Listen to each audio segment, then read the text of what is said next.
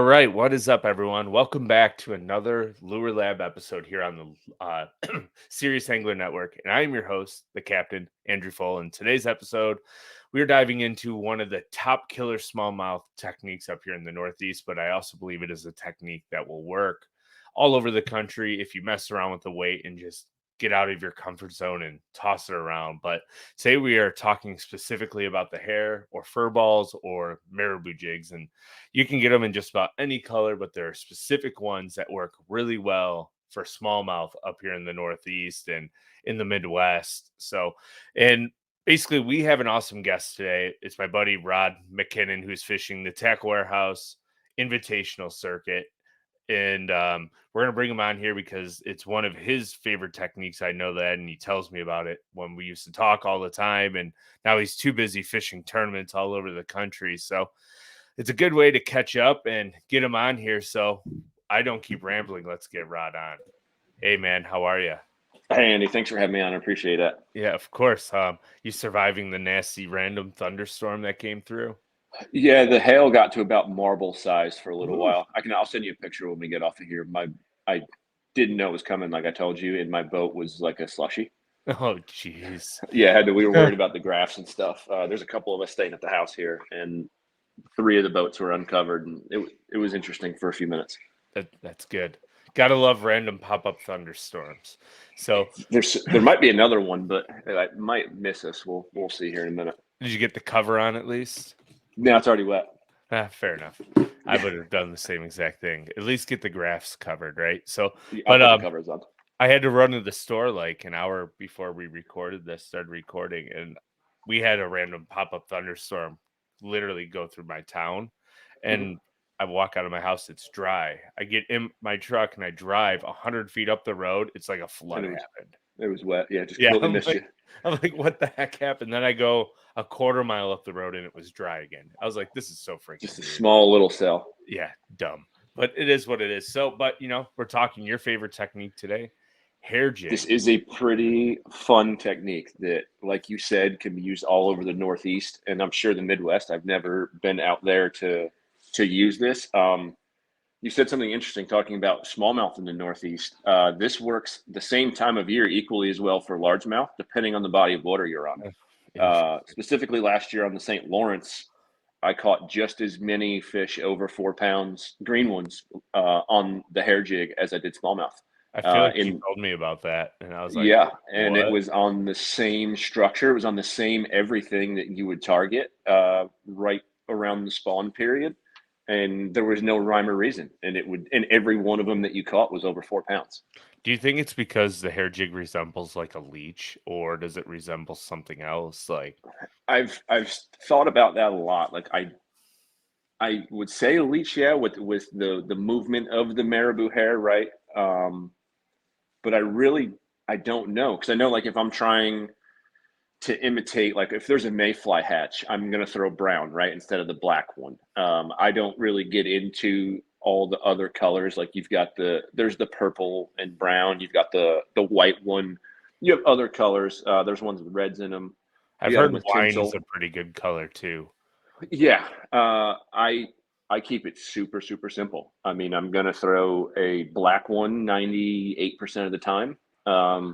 And we really don't get the big hatches in the Northeast. Like on Lake St. Clair, for example, you can be out there, and I've been there when there's a massive mayfly hatch, and you're not going to get bit unless you're throwing a brown hair jig. They're so keyed in on it. It has to be, like, it's either a leech or there's some sort of like emergent. That is hatching at the same time that the spawn is going on relative to water temperature, that they just relate to it so well. It's very interesting. So for those who do not know, what is a hair jig? Like, so there's specifically the one worst that we're talking about right now is just this is a marabou hair jig. There's 3 other types of hair jigs that people could get confused. You have craft hair, and then you have bucktail. Bucktail would be more Kentucky Lake, big heavy heads, and then craft hair is actually for us here in the Northeast, but that's more wintertime, where you're going to drag equally as small of a jig, but you're going to drag it on the bottom instead of doing a straight retrieve like you do with these. Yeah, and I think that's something that's really important that maybe a lot of people miss because when we think smallmouth, we think down, they're feeding on the bottom because of Yeah. goby ears. Now, when you retrieve the hair jig, there's a very special way to retrieve that. So can you kind of talk about like Yes. So I have three sizes here for you, and that is going to dictate. It's all going to dictate. So, like on the St. Lawrence, when you have current, right? Typically, you always want to be bringing your bait with the current. The problem you run into on the St. Lawrence is these are so light. Like where is it? Here's a 3/32, which is my favorite size to throw. It's right in the middle. There's your eighth, or there's your 16th, and here's your eighth, right? Like I'll only go up to, this is crazy to say, a heavy hair jig, an 1/8 ounce if it's blowing. Pretty standard is the 3/32. I don't typically throw the 16th, and it's not because of lack of catching power or drawing power. They all carry the same value. It's ease of casting.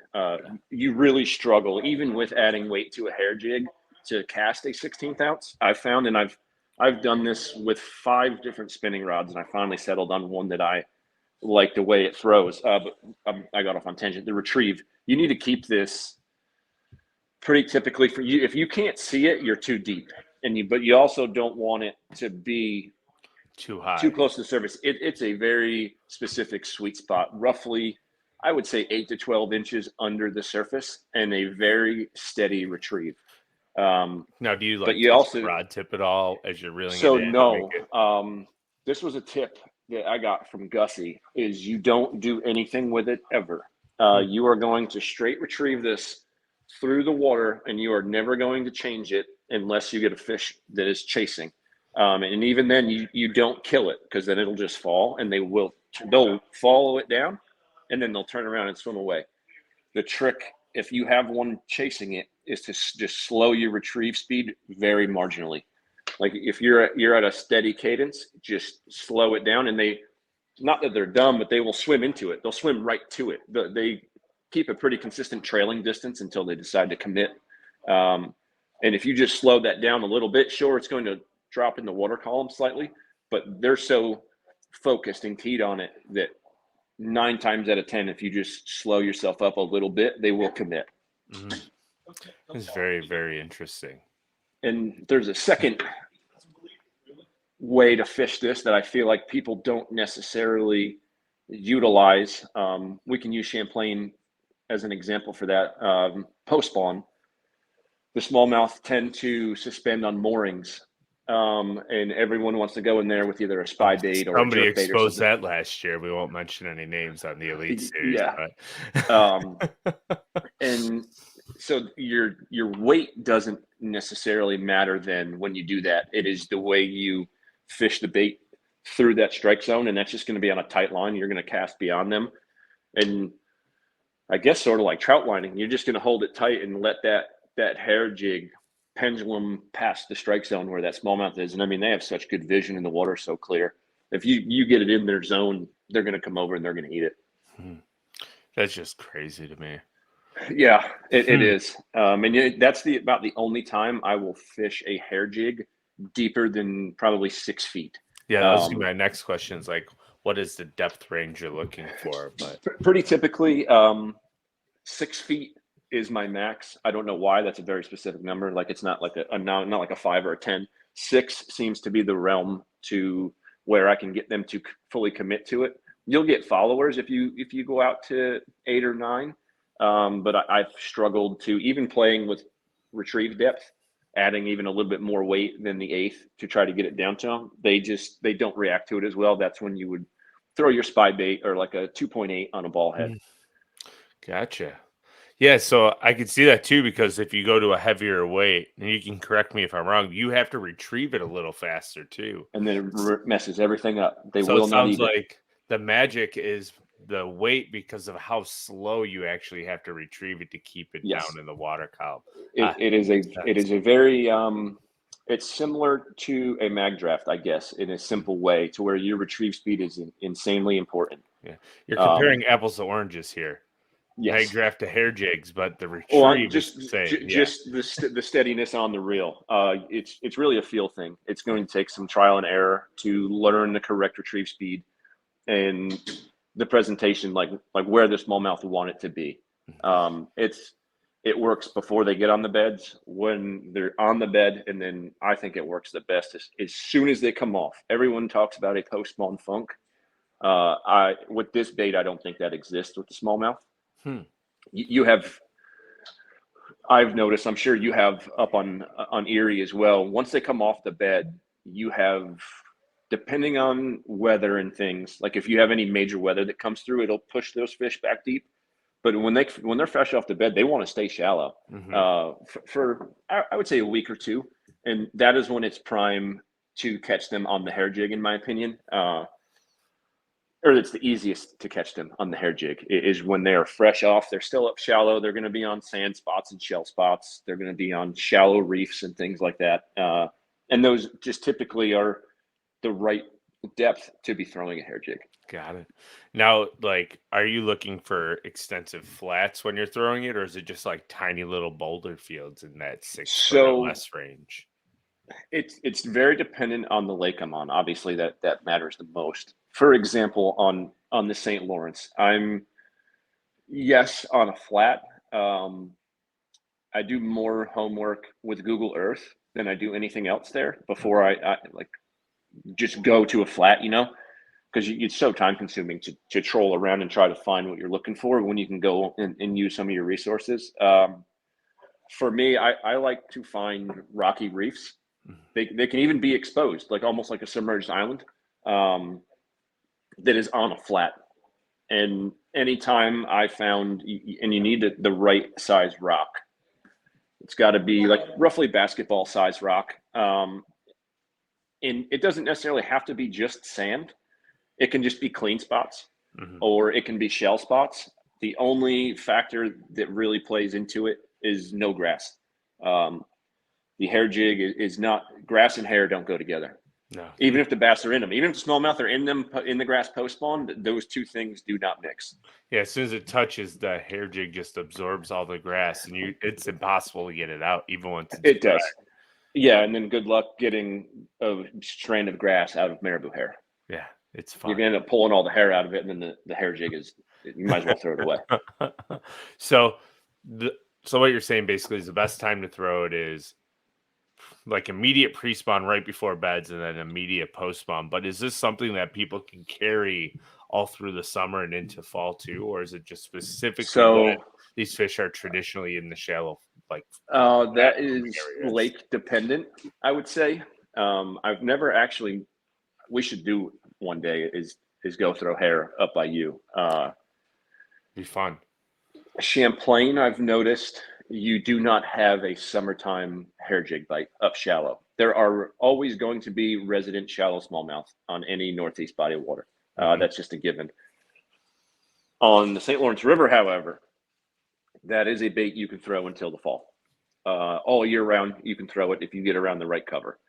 It changes where those smallmouth set up post spawn. You're not going to throw it in the same area as you did right leading up to the spawn when they get on the bed, and then as soon as they get off the bed, it's not going to be in the same areas. But yes, you can throw the hair jig probably until September, I would say, right in there when the bite starts getting a little weird when they're setting up for the fall. Yeah, so there's like key water temps. So basically, you on some bodies of water you want warmer temps, and then on other bodies of water you want to be a little bit cooler, like coming Yes. out of the spawn. It makes sense. So, I mean, now that we talked about the hair jig, so Yep. they're super light, and people add like little pieces of plastic on to get them to cast a little bit further. What is like the ideal piece of plastic? You're not just going to take any chunk. I've heard of like people taking like Meg finesse worms and taking little chunks off, or ends of Senkos. Is there a specific one that's better So or I worse? do a very specific one, and it's not a Senko. Okay. Um, it's I don't add a ton of weight, and I think that helps me with my retrieve speed because you're now altering the weight of the bait, which alters your retrieve, right? Right. Um, I use on the black marabou, I use a little piece of a Yoga Pants Z-Man Ned. I want the black. I want it to stay black when the feathers depress from the water, but I don't want all that added weight. It's just enough. And if your setup is correct, it's just enough to allow you to make that cast. And the casting is another very important thing. You need to be able to cast that hair jig at least 30 yards. If you're too close, because that smallmouth is tracking it, he's going to see the boat and he's going to veer off. You need to get that fish to commit away from the boat. 30 yards is a far cast with It a is. 330 weight. So, all right, now we're going to get into like the meat and potatoes, right? Like Okay. setups, because that's probably the most important aspect of throwing the hair around because it's such a light weight. So kind of dive in right into what the setup is, the preferred setup, not just for you, but what you think would be a good setup for anyone who wants to get into it. And then specifically talk about your setup as well. So it's real important. Like rod length is important to me. I have tinkered from a 6'10" all the way up to an 8-footer. The problem is the way that spinning rods are made. The longer you make the blank, the more parabolic action you're adding to it, and you can't have that fast of a tip. And with these being as light as they are, you don't get, if the rod is too whippy, you don't get it to load to throw it, right? So you want a faster tip. You want some meat in the backbone so that it's not like wiggling when you're throwing it, but you need that tip to launch that little hair jig. I really wanted to love the Loomis, the 7-1 that everyone talks about. They're like, this is the hair jig rod, and I hated it. I have now settled in, before that, also your reel size. I would not even attempt to throw a hair jig on anything smaller than a 3,000 size reel. And why is that? I would think with a smaller reel, you'd actually get faster line startup, so you might be able to cast it further. I've noticed with the bigger arbor, I've also experimented with a 4,000 sized that I know like Josh Douglas uses when he's throwing a hair jig. I did not like the way that the line came off that spool. It was too much. The sweet spot for me is a 3,000 and very supple braid. I use 10-pound Sunline SX1 because it's super, super limber. I need that thing to whip. And another very important, you're probably not going to be able to see this on camera. I'll just explain it. Your leader length is very short from your braid to your fluorocarbon. You don't want that full size leader like you would if you were drop shotting. You want to keep it 5 foot or less. So I was going to say you want like 18 to 24 inches so that when you're casting it, all the braid is past that guide. I would assume. You need your knot to be past your first guide. And honestly, 5 foot's probably too much. This is, I would say, 2.5 or 3 feet. And I only start at that length because I retie a bunch of times. And it's probably just being a little bit lazy to give myself like 2 more reties before my leader is too short. And I would not use high vis braid doing that. I prefer high vis braid on my spinning reels, except for doing this. You need this to be just as subtle as possible and very light on your fluorocarbon as well. I typically run 5-pound. I know that might scare people. It's a scary, especially when you're dealing with 5 and 6 pound smallmouth. I like it. That just gives me the right castability. Like we were saying, that I can cast a 3/32 hair jig 30 yards. Yeah. And my current setup now is a 7.5 Miller Flick Freak with a 3,000 size Shimano Stratic CI4. Oh, so you're stepping away from the Shimano rods, huh? This or is that one. It's just this one. Miller does make a very good rod. I will give them that. Pricey though is the only problem I have with Miller. My only gripe. Very light, Well, very the rods sensitive. you like anyways are expensive. X Pride A's and X Pride B's, and I know what you got in that boat. You don't have to lie to me. I am a little bit of a Shimano snob. I mean, if you look on the deck of my boat, it is strictly Shimano across the board, and I'm not with them. I'm paying full tilt for those things, but So, I believe that's the best. if somebody were to go out and buy a Shimano rod, what rod would you recommend? That's really tough because you know how I am with Shimano. Yeah, And I have been through everything they make spinning rod and you wise. still haven't found one. There is one that will work, but you don't get enough casting distance because it's too short. You're right on the threshold. You will still catch fish. It's the 610 medium light X Pride. It is just fast enough to where you can launch that hair jig. But I think you're sacrificing a little bit of casting distance being a 6'10" versus the one I'm using as a 7'5". Yeah, that would make sense. You're probably losing at least 10 to 15 feet because of the shorter rod. I would say even a little bit more than that. I know this is getting really specific on the number. I would say I could get on a good cast between 22 and 25 yards with that 6'10", where with this 7'5", I'm on a bad cast reaching 30 yards.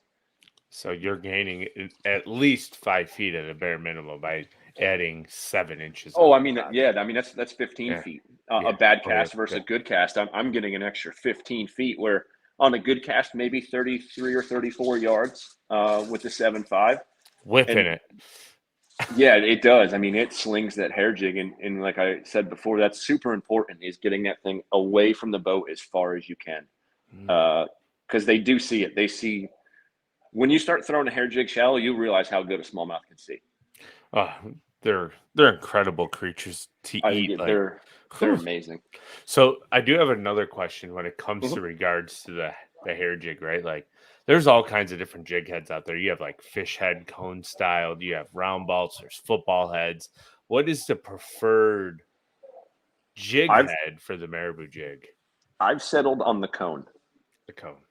I think it casts the best. Like I'm not sure if it's wind deflection or center of gravity. My preferred is the cone, and I use the Outcast Fighter Fly.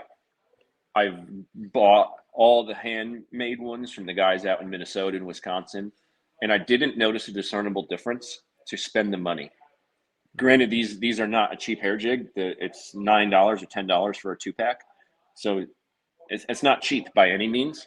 But when you're paying $10 or $8 for one hair jig, hand tied one from out there, and you don't add any hookups, I don't see a point in doing that. The only disadvantage I will say to getting a mass-produced hair jig, and I don't have any. I thought I had one because this is dyed, right?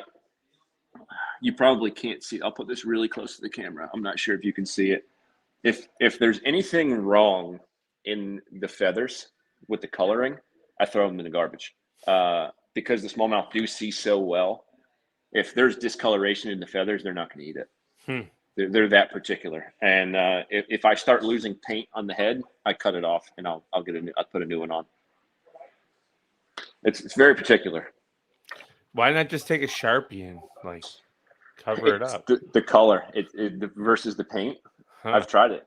I don't know if it's a confidence thing, like with me personally, not having the confidence to keep throwing it correctly, or if it actually matters. Oh, that is so wild. And wow. Like I missed this before. We were talking about the chunk that I put on there. So if I'm throwing a brown hair jig in the mayfly hatch, I think it's Drew's Craw.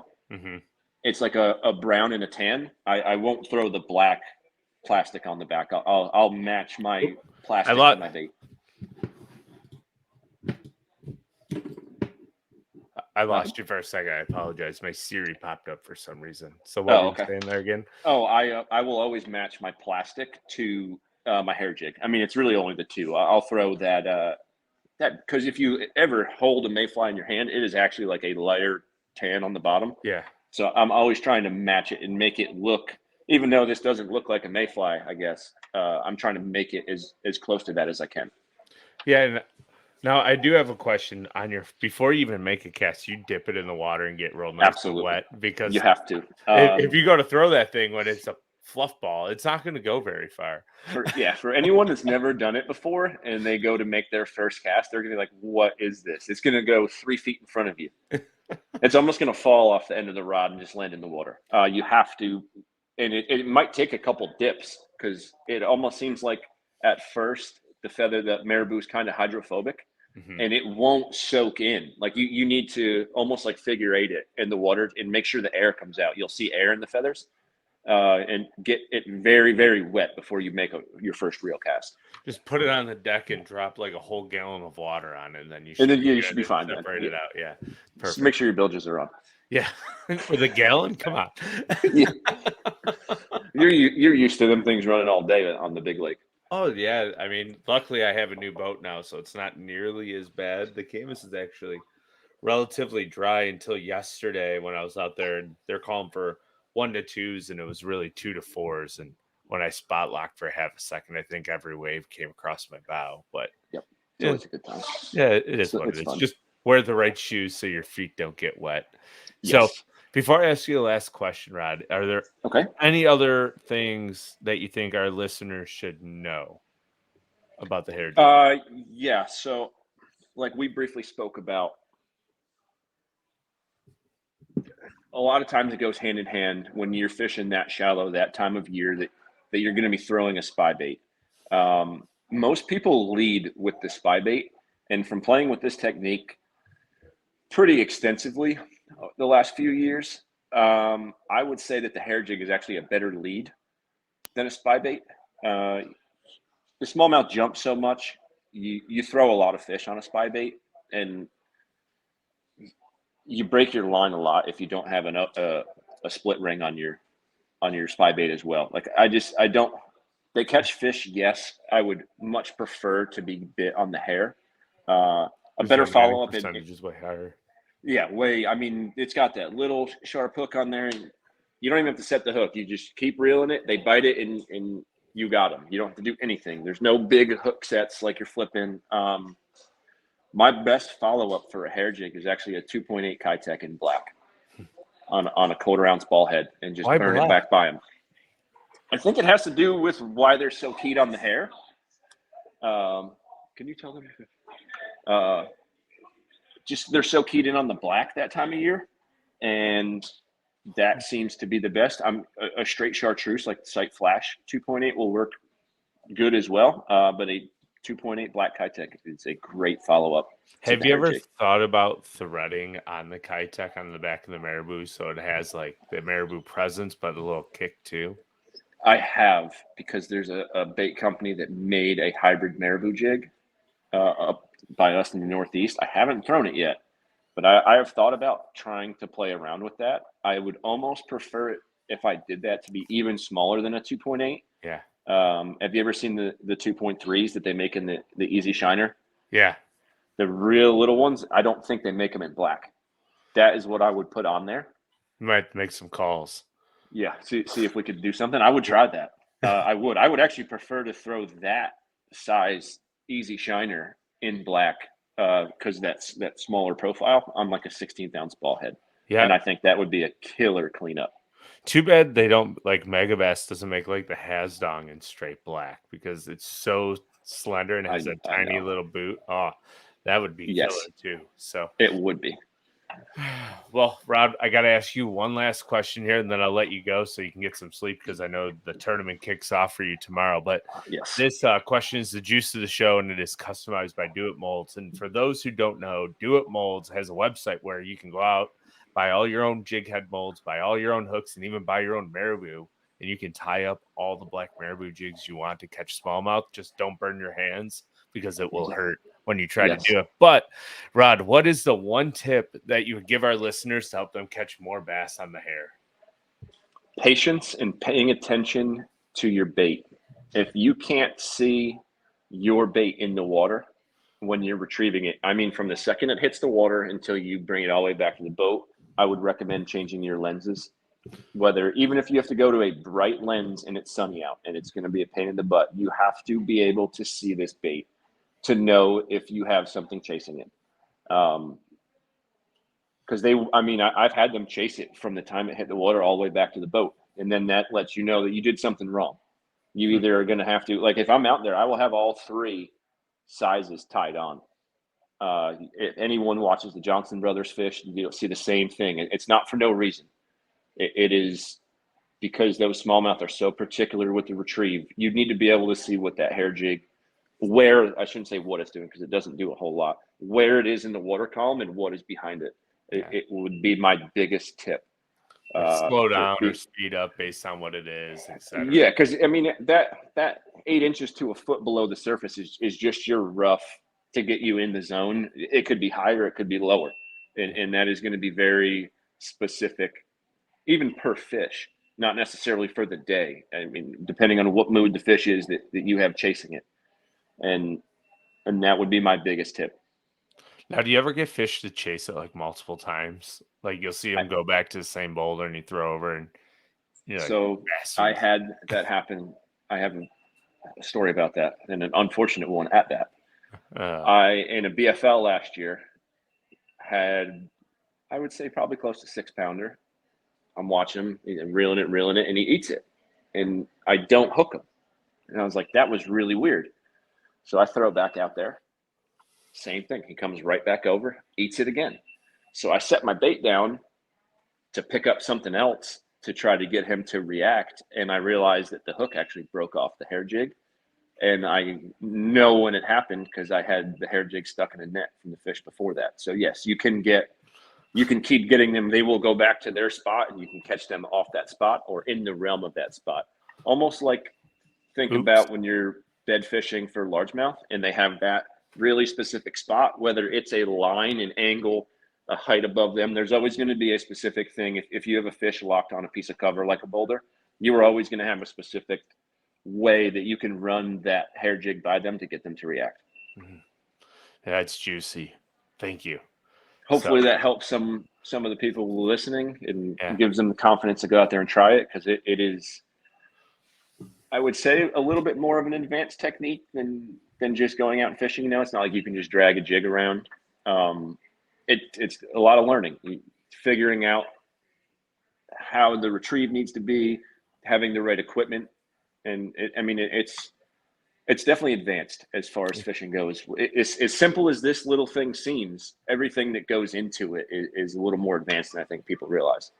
It's not just something you can throw out and wind. You actually have to be on it and be very particular in the Yes. retrieve and understanding. So, welcome to Hair Jigs, everyone who's listened to this point. Welcome to Hair Jigs Advanced Class 101. So, Yes. well, But right. hopefully, once you learn it, Yeah, it feels like you're just casting and winding. yeah, It'll become second nature. Um, you'll know which one to pick up when, and you retrieve speed, and it's just like you're casting and winding. I love it. So, I just want to say thanks for coming on. I know Of it was course. Thanks for last having minute. me. Yeah, when I gave you the text there, I was like, oh man, I don't know what I'm going to do. This is good. So I appreciate it. It didn't Oh have to yeah. be today, but you're the man. And good luck at the Potomac. Go catch him up and then get the Champlain and get on the home body of water and go sack him up and have some fun, man. Yes. At least if I suck in the Potomac tomorrow, Champlain is going to be fun. Yes. It's always fun. The land of a million bass. So, Yes. all right, man. Well, I'm going to let you go and I'm going to wrap it up here and I will chat with you soon, my friend. Awesome. Thanks, Andy. Everybody. Yep. Have a good night. You too. See ya.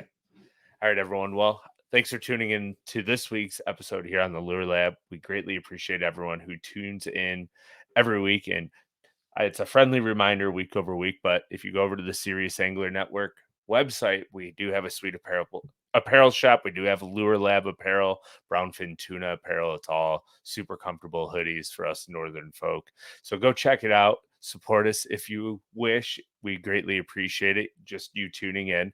And then if you're on YouTube, please hit that subscribe button. Leave a comment below if you have ever thrown the hair before. If you live up here in the Northeast and love to throw the hair around. If you're on Apple Podcasts or Spotify, leave us a review if you tune in on a weekly basis and you've yet to do so. Or if you are new here, we greatly appreciate it. It allows us to be seen up to more bass heads like you guys listening in and for us who run the show here on the Serious Angler Network. But until next time, we will see you all next week.